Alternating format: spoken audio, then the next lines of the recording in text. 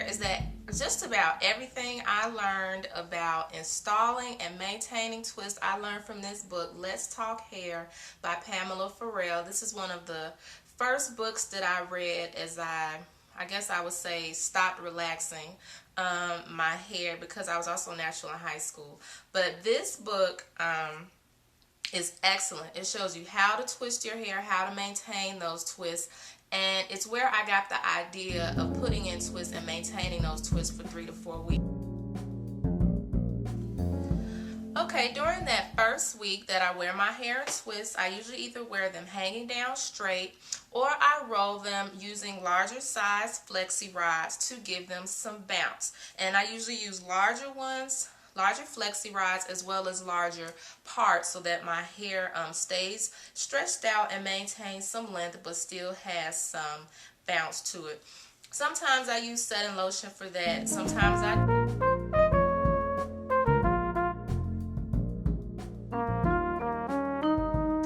Okay, now week 2.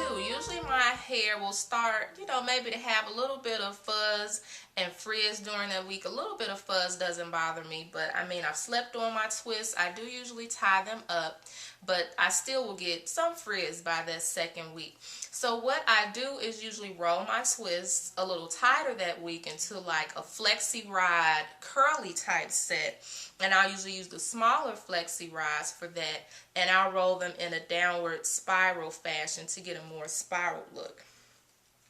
As I can show you really quickly, I just will apply a little bit of setting lotion, and then I will roll them in this fashion to get a spiral look. Okay,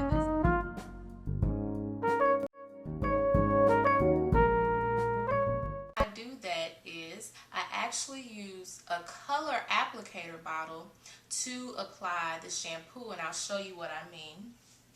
I take a bottle like this, I apply about 1 to 2 tablespoons of my shampoo, and then I dilute that with water. And then I take that and apply it to my scalp as well as to my twist, and then rinse. And I do that maybe 2 or 3 times. The reason I do that is because I'm not suzzing up my hair and manipulating it a lot, and thereby causing a lot of frizz and fuzziness and tangling. It works really well for me.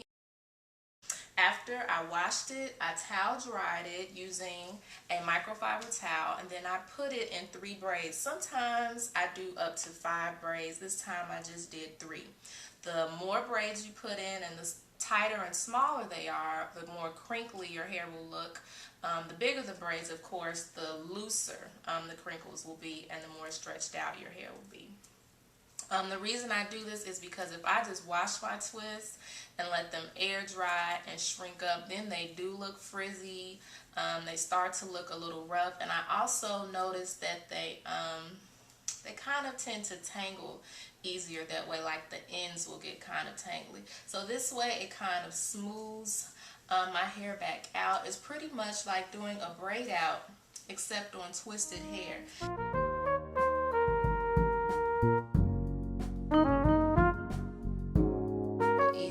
Now, one downside to wearing twists is that if your hair does tend to be more prone to mat, I would say really pay attention to your hair. The smaller twists may not be for you, or if you do choose to wear them, you may not need to leave them in as long as I do.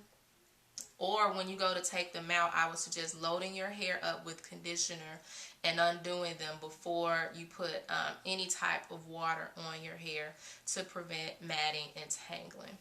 Another tip for maintaining my twist throughout that 3 to 4 weeks to prevent matting and tangling is to keep your twist properly moisturized. Hair that is properly moisturized is less likely to mat and tangle. Also, I like to oil my twists, particularly before I take them out. That helps prevent matting and tangling.